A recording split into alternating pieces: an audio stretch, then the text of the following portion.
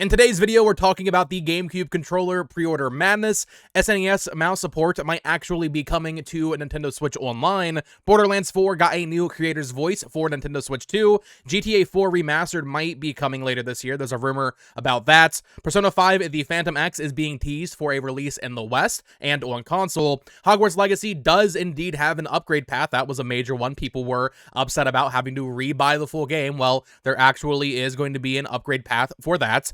LRG confirms that their Switch 2 physical releases will have all of the data on the cartridge, and Best Buy confirmed that there is a collectible. We don't really know what that means, so we're going to talk about it. Of course, if you are new here and you enjoy daily Nintendo Switch 2 news videos like this, I would appreciate you liking the video and subscribing. Let's get into it. Alrighty folks, welcome back to the channel. My name is BoTalksGames. First things first, I want to start sharing the little clips that we are getting in the Nintendo Today app, as every day they start sharing more and more interesting things. Today's isn't going to necessarily light the world on fire, but we had two clips. The first one here is demonstrating where the SD card slot is and how you can slot a micro SD card into your Switch 2. Just thought I would share it, kind of fun. I know a lot of people do not want to download the Nintendo Today app, so might as well share them in these videos since we are doing daily videos leading up to the launch of the console. The SD card just goes right in there underneath the kickstand. And then we also got another look demonstrating the mouse controls, and this is something that I've been talking about a lot on this channel, is how much I love the mouse controls in Metroid Prime 4 from my hands-on back in early April. It is so seamless. You can use the control stick, you can use gyro, you can just be playing like that, and then you can seamlessly put the right Joy-Con on the table like a computer mouse and just switch whenever you want. And if you want to switch back, you can do that. So mouse controls, very cool. Just wanted to highlight this. Get hyped for the mouse controls on Switch 2. Seriously. With that out of the way, let's get into the news proper. So, first thing I want to talk about in today's video is the GameCube controller. So this went up this morning for pre-order for everybody who did not get an invite to pre-order the Nintendo Switch through Nintendo's website. I had signed up for the invites, however, I realized I'm not like the owner of my membership. I'm on a family plan with some other friends, so I had to wait until today to pre-order the GameCube controller, and we didn't know the exact time it was going to go up. I was checking it last night before I went to bed at like midnight. We did not know when it was going up. I woke up late. It went up at 10 a.m. Pacific for me. I woke up at like 10:40, and I clicked on the website, and I was like, oh snap, there's a queue happening. So Nintendo's website has this queuing system, and I waited in that queue for I think 90 minutes or so before it finally let me through, and I was able to secure one. I posted that on social media, and I had people replying to me that they waited for like 2 hours in the queue, and by the time they got through, it was sold out. So it sounds like unless you were there at exactly 10 a.m. when the GameCube controller went up, this was a mess, right? Like, I had accepted because I woke up late and I just was not prepared. I was not going to be getting the GameCube controller at launch. I'm very happy that I got through, but yeah, I wish they had telegraphed, like, hey, this is when it's going up. It was one per customer, and you did need to have NSO to pre-order it, so there was certainly, like, a limitation there of, you know, people weren't going to necessarily be scalping it en masse. I'm sure there were some people that bought it or maybe had multiple accounts with an NSO sub. But yeah, GameCube controller, let me know in the comments down below if you were able to get one. And for those that weren't able to secure the GameCube controller, but you do want one, they'll usually restock these, I would say, at most a few months after the release of the console, and ultimately it is just a GameCube controller. You can still use the Smash adapter and the wired GameCube controllers on Switch 2, or at least we should be able to, so not a huge loss, right? If you don't get this on day one, it's not gonna, you know, ruin your Switch 2 launch experience, I don't think. So just keep that in mind. It will be restocked eventually, and you will be able to get your hands on it. I know for the N64 controller, it took me a while to actually end up getting one of those because it just kept selling out instantly. So pre-ordering the GameCube controller wasn't the smoothest experience, but I think overall, you know, long term, it's not going to be that bad getting one of these things. And while we're on the topic of Nintendo Switch Online Classics, I wanted to cover this here because I had like a eureka moment of realization that this is absolutely happening. So over the past 18 months or so, we've been hearing that on the back ends of the SNES app for NSO, they've been making some changes to potentially support mouse controls in some games on the SNES. Of course, the SNES did have an official mouse peripheral, most notably for Mario Paint. Well, Luigi Blood over on Tumblr, we've talked about Luigi Blood quite a bit, I think, on Fami boards. They've been doing a lot of digging around over the past year, and they've basically established that they are looking into ways to support the SNES mouse on the SNES application in different, possibly more accessible ways than using just a regular USB mouse. And this was before we knew about the Joy-Con 2 supporting mouse controls. So maybe not the most groundbreaking thing, but given the Switch 2 and its mouse focus, yeah, we're going to see Mario Paint come over and you're going to be able to use the Joy-Con 2 mouse controls. I wonder if they'll make it so you can plug in a USB mouse and then play it on Switch 1. I'm not sure. Maybe it will just be an exclusive feature for Switch 2, but this is great because we've seen some weird features of certain games added to NSO. I think Kirby Tilt and Tumble and its gyro controls are maybe one of the biggest, features that are there. But Nintendo does a lot of weird stuff with their games in terms of control methods, and if they're working to get more of these control methods supported on NSO, that is nothing but a good thing. Now, at first I was like, okay, well, what does this really mean? Like, what SNES mouse games are they going to add beyond Mario Paint? Because Mario Paint's a fun novelty, but I'm not going to play Mario Paint. And I discovered that, especially in Japan, there's actually a pretty big number of games that support it. I was finding mixed information on Doom. Doom seems to be one that's in the manual of the SNES game said it doesn't support it, but apparently if you plug the official mouse into controller port 1 on the SNES, you can use the SNES mouse with that. So Doom being added to NSO would be awesome, or even just mouse support for the Doom 1 and 2 ports that we have already on Switch. But more importantly, the reason this really caught my eye is because if you remember at the end of March, there was a kind of weird batch of third-party games added to the Nintendo Switch Online for SNES. A bunch of Nobunaga Ambitions games came out on the platform, and these actually supported the mouse, or at the very least, the first Nobunaga's Ambition did. So that, to me, like, the timing of that, I don't think is a coincidence. We got all of those Romance of the Three Kingdoms games and Nobunaga's Ambition because they're going to add SNES mouse supports to the app. We'll get Mario Paint, we'll get some other things.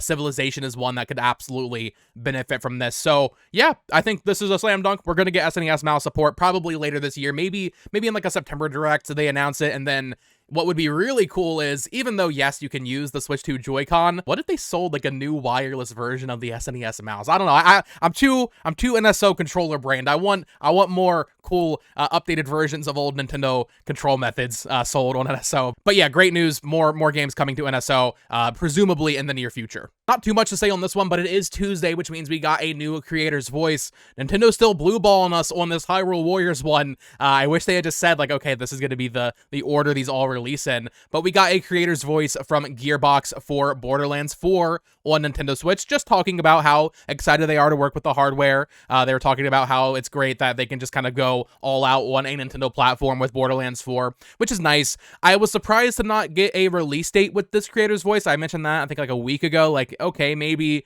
the creator's voice is where they'll announce that it's coming day and date on all platforms, but no, at the end of it, it still just says 2025, so I'm hoping that Borderlands 4 still manages to release alongside the other platforms on September 12th, but right now, it's just saying 2025, so we will see if it comes out in October, in November. I feel like they should be able to get it ready by September 12th, but we'll see. Okay, I know this has a lot of people happy, but according to a pretty reliable, from what I can tell, Rockstar insider, it looks like Grand Theft Auto 4 might be finally getting the remaster treatments later this year. I suppose in place of GTA 6 not releasing. I'm not sure if I believe it just because it feels a little too good to be true. Like, oh yeah, GTA 6 was delayed, but here's GTA 4. But this would, of course, come to Nintendo. My question is, well, if this is actually happening, would GTA 4 come to Switch 2? Or honestly, would it just be a Switch 1 game? Because Red Dead only came to Switch and PS4, I want to say back in 2022. It didn't get a PS5 version. So this is a 360 PS3 game.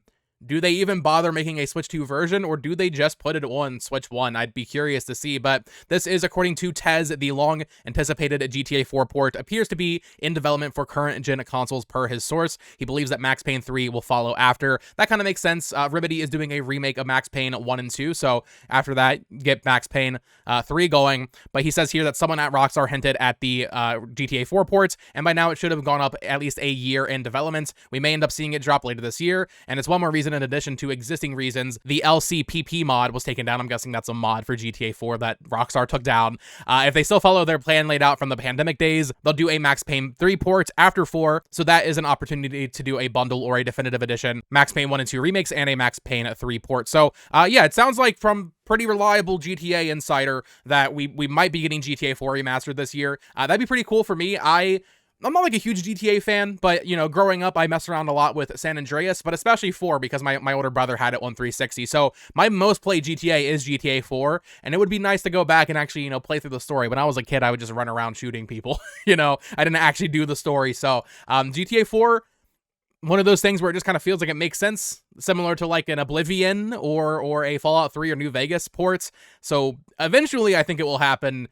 But it does feel like too good to be true that, oh yeah, GTA 6 was delayed. Here's a whole other GTA game that we just also happen to have ready. I don't know. I'm a little skeptical of this, but let me know if you would be interested in a GTA 4 remaster on a Nintendo Switch or on Nintendo Switch 2 as well. Next up, let's talk a little bit about Hogwarts Legacy. So the game is available for pre-order at most retailers for the game keycard version for $60 on Switch 2. However, people were freaking out saying like, oh, Warner Brothers, bad company, they're not giving you an upgrade path. Well, that's actually not true. There is going to be an upgrade path for Switch 1 owners of this game, at least digitally. I've seen some mixed reporting on whether or not it will work for the physical version, but if you bought the digital version of Hogwarts Legacy on Switch 1, there's going to be a $10 upgrade for the Switch 2 version, which is pretty significant because I've never played this game, but from what I've heard, the Switch 1 version is such like a different experience because of how they had to cut it down, and the open world of the PS5 and Series X versions is like completely, you know, squandered because of loading screens and stuff. So a $10 upgrade for them to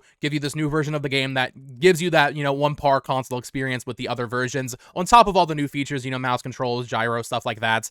$10 I think is pretty fair. Go Nintendo highlights here that currently, at least in America, the Switch 1 version of the game is on sale for $18 on the eShop. So if you buy for $18 there, then pay the $10 upgrade, you're saving $30 instead of just paying $64 on launch day. So if you're interested in Hogwarts Legacy on Switch 2, definitely keep that in mind. Figured I should talk about this since we talked so much about Persona 4 Remake happening in yesterday's video, but the official Atlas West Twitter account is teasing something, and that something is almost certainly the Western release of Persona 5 The Phantom X. Now, if you don't know what the Phantom X is, I don't blame you. This is like a Chinese gacha game. However, this is a pretty big deal because people have been waiting for it for a very long time. And while, yes, it is a gacha game and it is on mobile devices, it's also coming to console. We know it's getting a console release. We now have our first tease of a Western release. This is something that I think will absolutely end up coming to Switch 2. I guess the best way to describe it would be Persona 5 in the style of like a Genshin Impact or a Honkai Star Rail kind of game. You have all your core Persona 5 stuff going on there. It has the, you know, same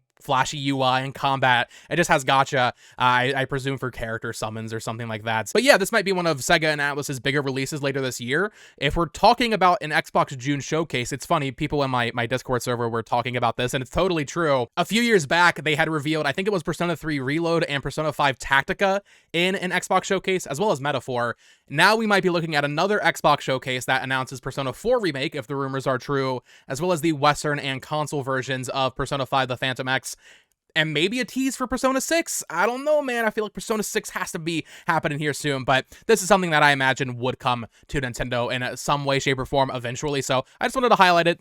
Basically, Persona 5, I guess, if you count all the other spin-offs. This is another Persona 5 game that we will be getting in the West very soon. Okay, I might do a whole separate video on this over on my second channel at It's Amiibo, but Boss Rush Network got some time with a limited run at PAX East this past weekend, and they actually cleared some things up regarding their physical releases. Now, currently, Limited Run has already announced a Switch 2 game, and that is the Raido Remastered Special Edition, and a lot of people were up in arms because that release is still a game keycard. However, that is just a game Limited Run is distributing, if that makes sense. Sega is still handling the actual production of the physical copies of that game. Limited Run is more so there to fulfill the collector's edition aspect of the entire, you know, kind of bundle there, which means, you know, you'll be getting the game in June, or, you know, it's going to be shipping in June, maybe early July, knowing Limited Run, and then you'll get the special edition, you know, later next year. At PAX East, they cleared up that their numbered releases, like their core LRG titles, are without a doubt going to be on the cartridge, which I know is great news for physical collectors. I know a lot of people are upset about this, although based on my video on my second channel yesterday, most people seem to not really care. I will say that. It seems to be like a 75-25 split of people that don't really mind the game key cards that much versus the people that are, you know, very vocally outspoken about it. But it seems like it might be like a vocal minority thing. But regardless, Limited Run confirming that they will be doing proper physical releases on the Switch 2 when they get to their numbered releases. It's just that some of those distribution titles might be a little weird because of a company like Sega or whoever else they end up working with mostly Sega, I guess. Maybe Konami would do something weird. But yeah, they said here that they confirmed that any limited run numbered releases for the Nintendo Switch 2 will contain the full game on the cartridge, aka a true physical release. Games released as a partnership and therefore not a numbered release may be published as a game key card, leaving the decision to the third party. So once again, limited run, just confirming there that the Raito Remastered cartridge debacle, that is on Sega, that is on Atlas. Maybe limited run shouldn't have signed that deal. Maybe they should have said, no, we're not doing this. But good news overall, numbered limited run releases will be on the cartridge. And then finally, for today's news video, Best Buy confirmed that there will be some sort of free collectible with your Switch 2 pickup at midnight if you pre-ordered it through Best Buy. They are promising some sort of free collectible here, but then they deleted the post. But then if you scroll down here on Go Nintendo, they actually updated it in the app to mention it once again. They say customers will also have the chance to receive a Nintendo collectible. So if you pre-ordered the Switch 2 at Best Buy, it's obviously going to depend on how many they have versus the amount of consoles. You should be getting some sort of collectible. I think there was a rumor it's like a collectible coin. Maybe it'll have the Switch 2 logo on it. I don't know. Maybe it'll be a pin. But just know, if you pre-ordered the console at Best Buy, make sure you check and ask if they have this strange, elusive Nintendo collectible. Seems random, but sure, why not? But that is going to do it for today's video. Just wanted to hop on here and talk about the GameCube controller pre-order madness, the GTA4 rumors, Borderlands 4, as well as a lot of other stuff as well you just saw. We just talked about it all. Of course, subscribe here for more Nintendo Switch 2 news videos like this each and every day. I would appreciate you liking the video. Follow me on Twitter at BoTalksGames. Check out my other channel at It's Amiibo. I posted a video there going over my thoughts on the game keycard situation, so definitely give that a watch. And of course, you can click on one of these two videos to listen to me ramble about even more Nintendo stuff. Until next time, folks. Peace.